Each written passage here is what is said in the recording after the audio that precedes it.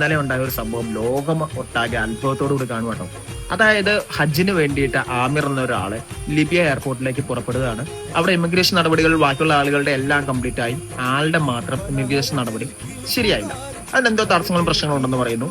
ആൾ ഉടനെ തന്നെ എന്ത് ചെയ്യുന്നു, എനിക്ക് ഹജ്ജ് ചെയ്യണം എന്നുള്ള ഒരു ആഗ്രഹമാണ്, അത് എന്റെ റബ്ബിനറിയാമെന്ന ആൾ പറയാം. അപ്പൊ ആളുകളെ ഓട്ടോമാറ്റിക്കലോ എന്റെ റബ്ബിനറിയാം, ദൈവം എല്ലാം വയ്ക്കണം, ഓക്കെ ഫൈൻ വാട്ടവർ എന്ന് പറയുക.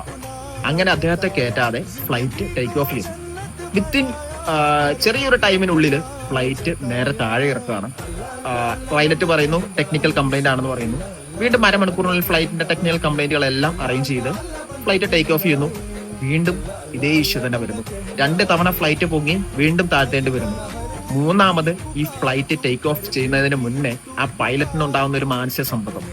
അയാൾ പറയുന്നു ഈ ഫ്ലൈറ്റ് ടേക്ക് ഓഫ് ചെയ്യുന്നതിന് മുന്നേ ആ ആമിർ എന്ന് പറയുന്ന വ്യക്തിയെ ഈ ഫ്ലൈറ്റിൽ ഉണ്ടാവണം, എങ്കിലേ ഇത് പോകാൻ സാധിക്കുകയുള്ളൂ എന്ന്.